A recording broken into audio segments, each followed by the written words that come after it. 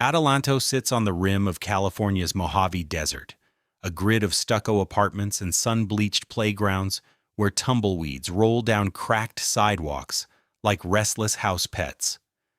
In one upstairs unit on Lee Avenue, 4-year-old Samaya Christine Cornell Downing slept beneath a ceiling dotted with glow-in-the-dark stars. Some nights she pointed to the plastic constellations and asked if her real mother could see them too.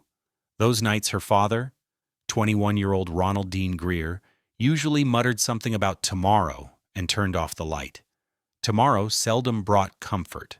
Ronald worked odd shifts at warehouse docks along Interstate 15, lugging freight until his back burned, but the paycheck barely covered rent. Into that pressure stepped 19-year-old Bianca Annie Mae Stanch, Ronald's girlfriend, not Samaya's mother. Bianca moved in with 2 suitcases and a sharp stare, painting her bedroom walls a mauve she called grown woman pink. Neighbors often heard her voice through the thin drywall, pitched high with sarcasm or low with menace, depending on whether Ronald had bought cigarettes or Samaya had left toys on the floor. Samaya's world shrank to the apartment's rooms: living room carpet that smelled of fried onions, bathroom tiles chilled by winter desert nights, a bedroom closet where she sometimes hid when arguments rose like dust devils. Preschool teachers noticed fading yellow bruises on her shins and a split lower lip that happened on the slide. Each time, Ronald signed incident reports with hurried strokes, promising closer supervision. Bianca seldom came for pickup. When she did, her answers were curt, her hand tight around Samaya's wrist. In late December 2012, holiday lights twinkled along Highway 395, yet no garland brightened the Greer-Stanch balcony. Days passed without anyone at preschool seeing Samaya. Attendance calls went unanswered, and the classroom cubby marked with her name, a sparkly purple label Samaya adored, remained empty. On December 27th, a tipster dialed the San Bernardino County Sheriff's Department. A child hadn't been seen for weeks, the caller said, and something felt terribly wrong. The voice refused to leave a name, only an address: 11,900 block of Lee Avenue. Deputies arrived that Thursday morning. Ronald answered in wrinkled sweatpants, eyes bloodshot, insisting Samaya had gone to visit relatives up north. Bianca hovered behind him, arms crossed, gaze flicking toward a back bedroom door. Detectives noted the girl's shoes near the sofa, one laced, one not, as if removed mid-stride. They also noted children's toothpaste hardened on a bathroom sink and a half-finished cereal bowl still soggy on the counter, the kind of clutter that accumulates when a routine stops abruptly. Questioning grew tense. Timelines stuttered. Ronald said Samaya left around Thanksgiving. Bianca corrected him. No, December 10th. When deputies asked why no missing child report was filed, Ronald shrugged. We thought she was okay. The contradictions piled like wind-blown sand, and investigators requested formal interviews at headquarters in Victorville. Ronald and Bianca agreed, perhaps believing their story could still hold. Inside the interview rooms, the couple's accounts unraveled faster. Phone records showed no calls to relatives. Utility bills revealed steady water usage, inconsistent with an absent child. Mid-afternoon, Ronald's shoulders slumped. He murmured about a terrible accident, then asked for a cigarette. Bianca, in a separate room, remained silent until detectives mentioned potential accomplice charges. Her facade cracked. Tears smeared mascara as she whispered coordinates of a desert landmark near Baker, 90 miles north. With daylight waning, homicide investigators led Ronald and Bianca in convoy along lonely Highway 127, red and blue lights slicing through dust clouds. The patrol SUVs stopped at a dirt track rutted by off-roaders and freight rigs. Under a sky bruised by sunset, wind howled across empty scrub. Ronald stared at the horizon. Bianca hugged herself against the chill. Detectives scanned GPS readings, flashlights cutting white cones over the terrain. A few yards beyond, a weather-gnarled creosote bush, freshly disturbed soil formed a small rise, too neat for nature, too shallow for time to disguise. One investigator knelt, fingertips pressing into gritty earth still loose beneath the surface. In that instant, the desert felt like it was holding its breath, waiting to reveal the secret buried in its sands. Deputy Coroner Elena Ortiz arrived just after dusk, headlights carving twin arcs across hardpan.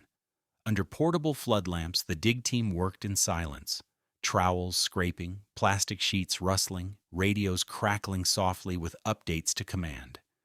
6 inches down, a small blanket surfaced, pilled fleece patterned with cartoon bears. The air shifted. Everyone seemed to exhale at once. Layer by layer, they uncovered a child's form curled on its side, still clad in a pink pajama top that read, "Daddy's Little Star." Sand had pressed the fabric into the flesh, leaving the slogan legible but ghost dim. A single braid of black hair peeked from beneath the collar, elastic band still bright purple. Somewhere behind the scene, Bianca's sob carried on the wind before dissolving into hiccuping breaths. Ronald stared at his shoes. Transporting Samaya's remains to the San Bernardino County morgue, Ortiz couldn't shake the contrast. A vast desert built over millennia versus a life measured in 4 short years.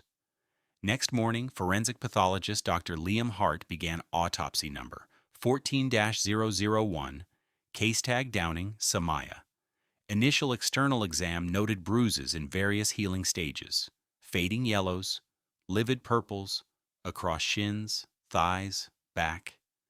Internally, fracture lines revealed themselves like maps, 2 healed ribs, 1 recent break on the right side, a hairline crack in the left ulna.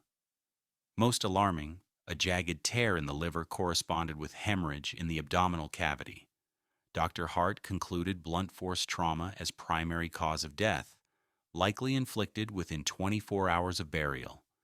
Malnutrition and dehydration listed as contributing factors, her weight 28 pounds, well below percentile.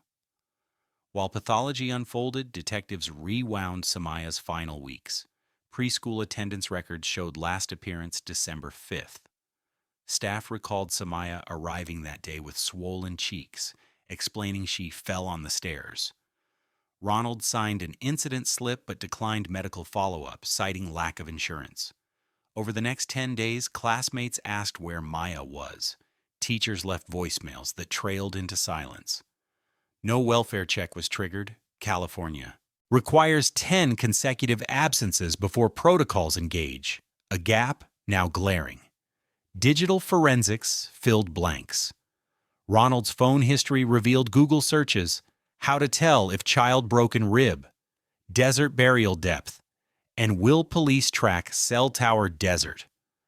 Bianca's device showed text threads with a friend complaining, S is acting out again, got whooped hard IDC. Later, after midnight December 14th, Bianca texted Ronald, "She's still crying? Make it stop." He replied, "Handle it, girl. I'm done." The next outgoing ping from Ronald's phone placed him along Highway 127 at 3:14 a.m., the same coordinates where Samaya was later found. Interviews with neighbors added texture. Apartment 4B's tenant heard thuds and a child shriek around 1 a.m. December 15th, followed by Bianca shouting, "Shut up," and a slap echoing off drywall. The tenant considered calling police but hesitated. Noise complaints were common after payday parties. Another neighbor spotted Ronald loading a blue plastic tote into his truck bed the following evening, even as Bianca lugged trash bags to a communal dumpster.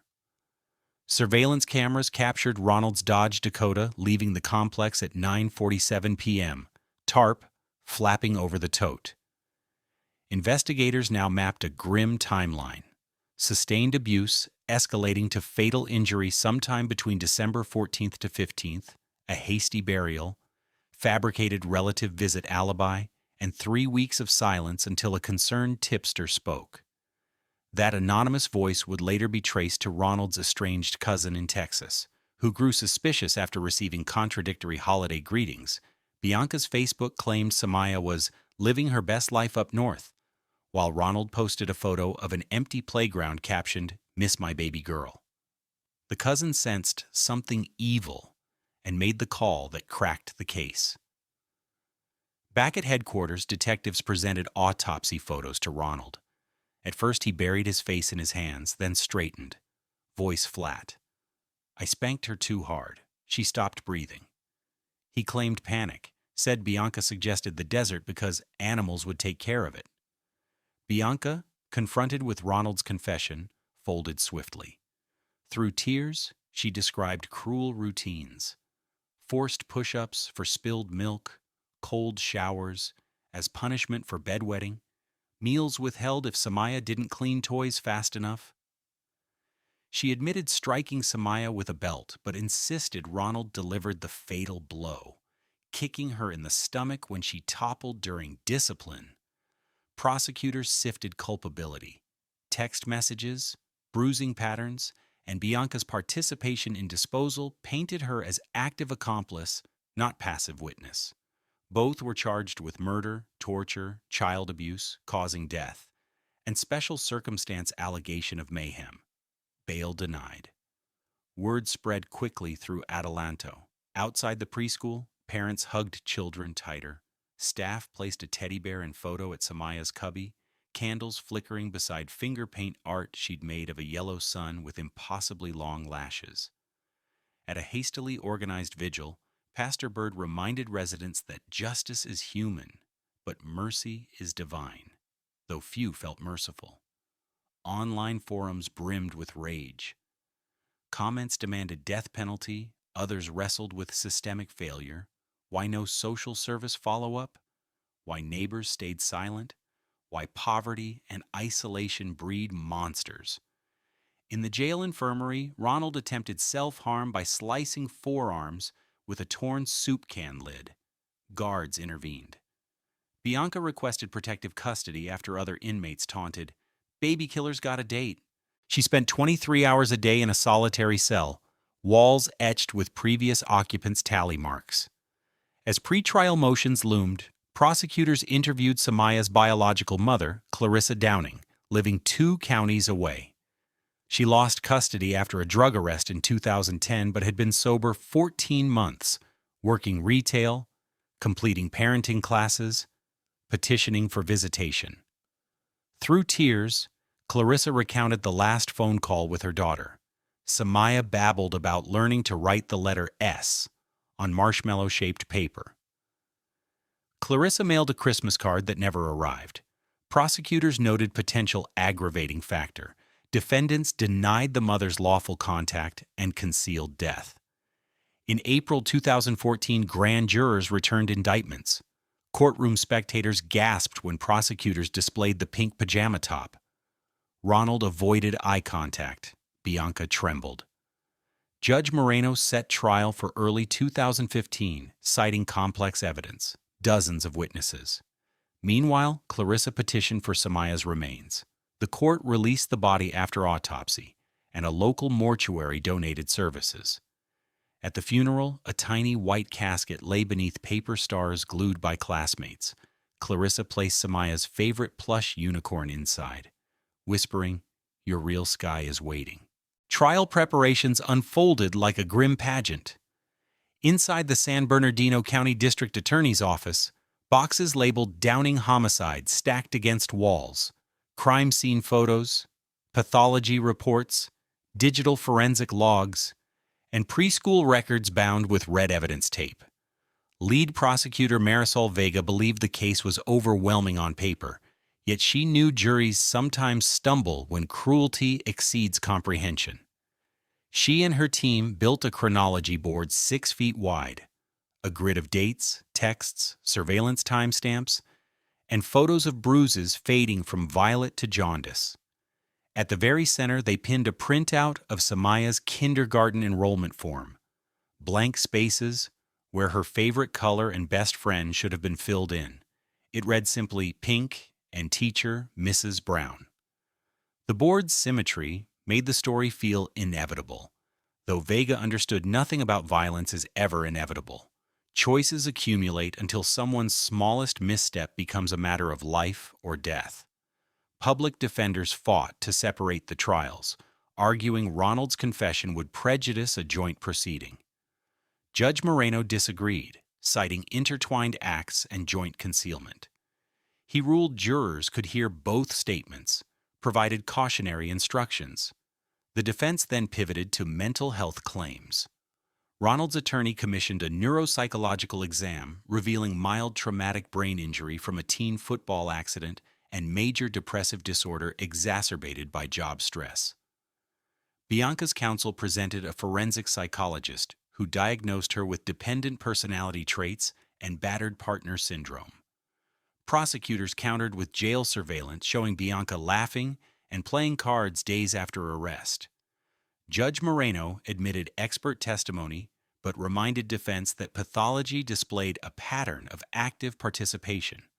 Jury selection began January 6, 2015.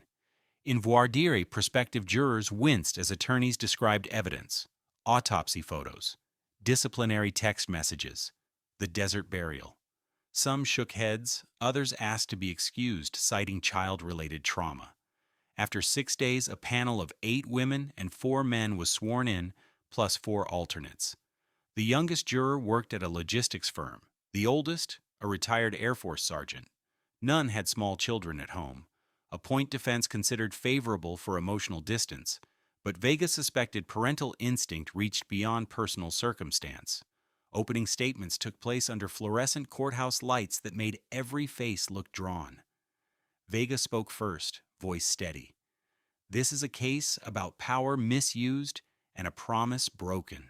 A father's promise to protect. Instead, he and his girlfriend turned a home into a prison. She slid the pink pajama top from an evidence bag. Gasps rippled across the gallery. One alternate juror covered her mouth. Vega never raised her tone. She let the fabric speak. Defense attorneys followed, each sketching their client as a bystander to the other's rage. Ronald's lawyer claimed Bianca's frustration boiled over, and Ronald buried Samaya only out of panic. Bianca's counsel painted her as manipulated, financially dependent, terrified after Ronald's beating turned lethal. She feared for her own life, he said, and any participation was under duress. Jurors listened. Some scribbled, some stared coldly ahead. The prosecution called 37 witnesses. Preschool teacher Mrs. Brown described Samaya's timid demeanor, how she flinched at sudden movements and claimed monsters bit her legs at night. The medical examiner displayed radiographs of healed fractures alongside fresh breaks, testifying injuries were consistent with repetitive blunt force over months. A crime scene analyst mapped blood spatter in the apartment's hallway, microscopic droplets invisible to the naked eye, but luminous under luminol. Digital forensics specialists decrypted texts, Bianca typing, "She won't stop screaming," Ronald replying, "Make her shut up good." When texts flashed on courtroom screens, Ronald lowered his gaze to the defense table. Bianca clenched a tissue until her knuckles blanched. Perhaps most haunting was testimony from Ronald's cousin Jeremy, the tipster. He recounted video calls with Ronald in early December where Samaya never appeared on screen. During one call, Ronald turned the camera unexpectedly, and Jeremy glimpsed Bianca looming behind Samaya in the hallway, gripping the child's shoulders hard enough Jeremy felt it through the phone. He confronted Ronald afterward, receiving evasive answers until Christmas Day, when Ronald texted, "It's better she stays quiet. You wouldn't understand." Jeremy's voice cracked as he told jurors he dialed the sheriff's line after reading Facebook posts that contradicted each other. "I wish I'd called sooner," he said, eyes wet. Mid-trial, defense introduced medical experts. Dr. Fields, a neuropsychologist, testified that Ronald's frontal lobe injury could impair impulse control and heighten irritability. On cross-examination, Vega asked if such injury forced Ronald to search burial depths or purchase lime powder found in his truck. Fields admitted no direct causation. Bianca's psychologist explained how dependency and fear can paralyze decision-making. Vega produced jail letters Bianca wrote to a friend, bragging, "Prosecution got no body," before Samaya was located. The psychologist conceded that arrogance contradicted a profile of helpless fright. After 3 weeks, evidence closed. In final arguments, Vega reminded jurors Samaya's wounds were not spontaneous. They formed a timeline of terror. She lifted a small glow-in-the-dark star recovered from Samaya's bedroom ceiling and placed it atop the evidence podium, allowing its faint light to flicker. This star, she said, was all the sky Samaya had left. Ronald's attorney implored jurors to separate moral outrage from legal burden, suggesting manslaughter. Bianca's counsel emphasized duress, urging acquittal on murder. Deliberations began February 3rd. Jurors requested transcripts of digital messages, autopsy summaries, and neighbor testimony.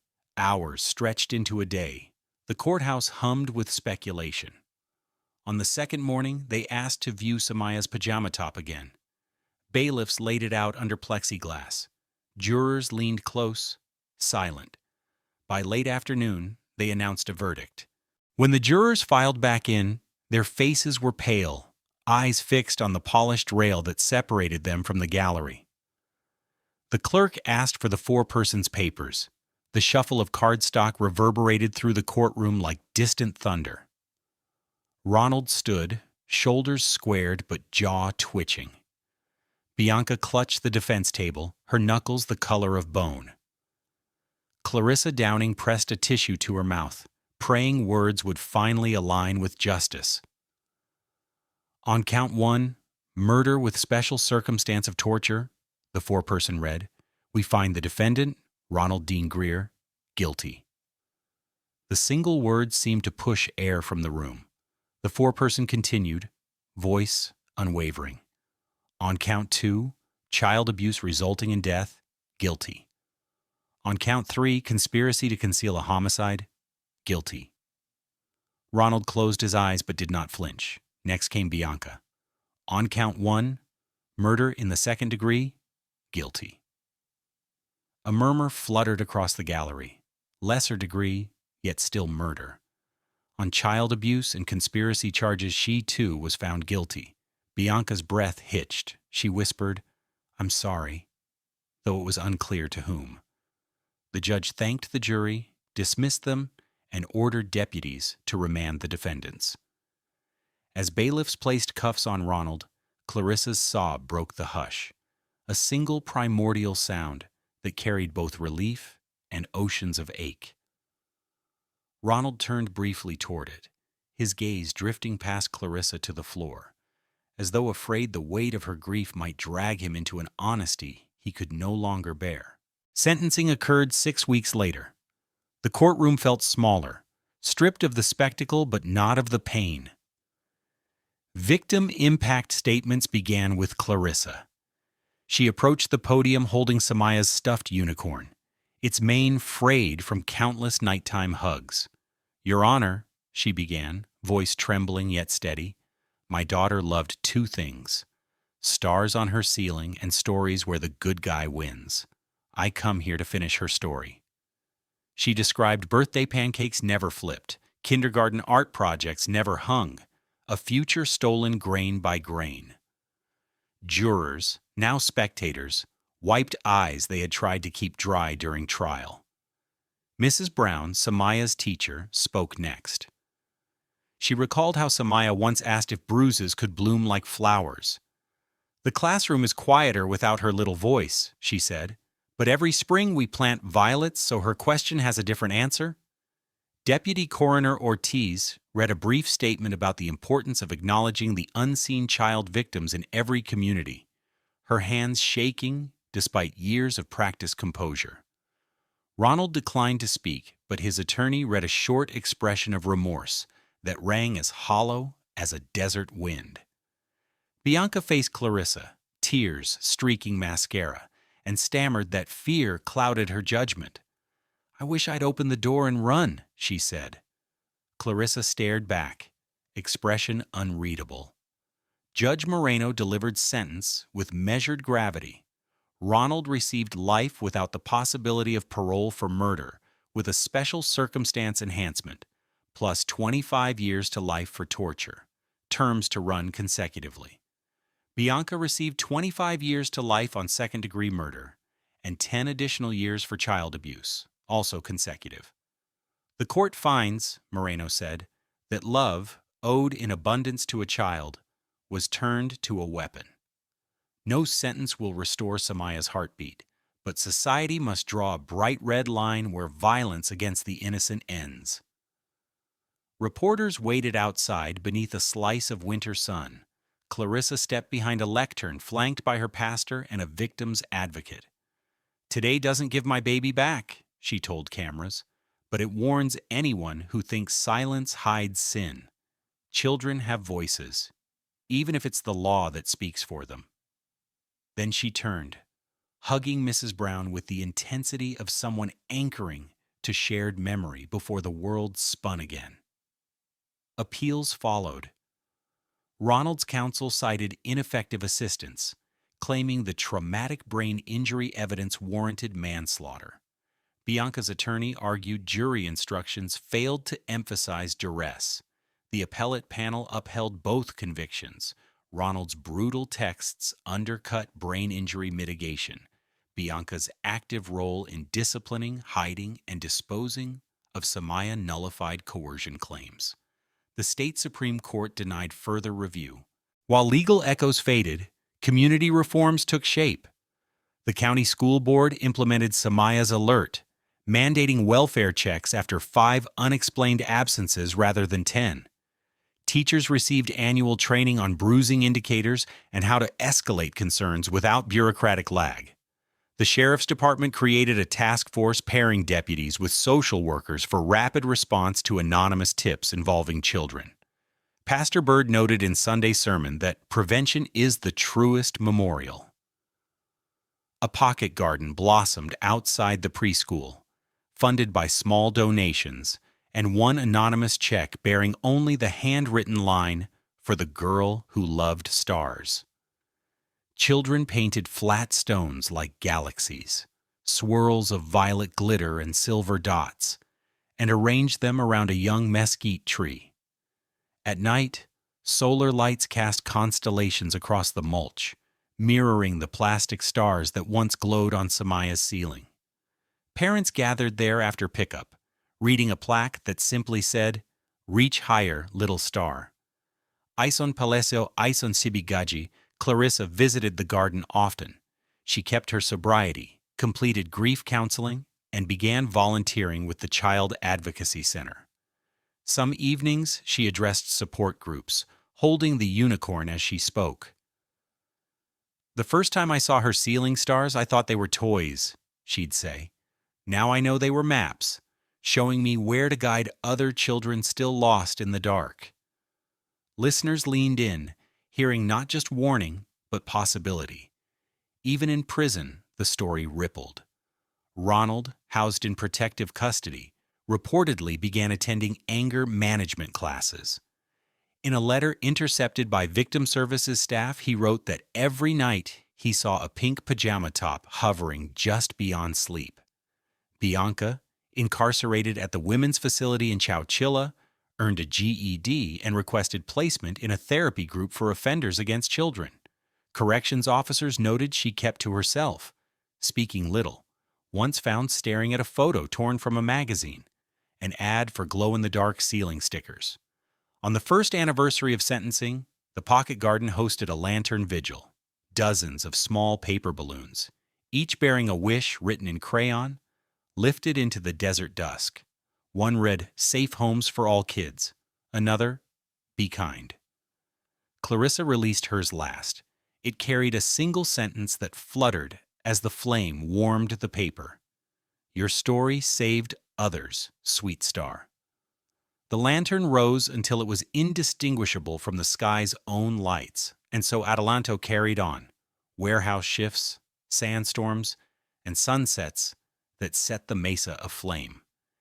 Yet somewhere above the stucco apartments, glow in the dark stars, still burned in unknown bedrooms, each one whispering a lesson forged in sorrow. Love fiercely, speak loudly, and never let silence smother a child's tomorrow.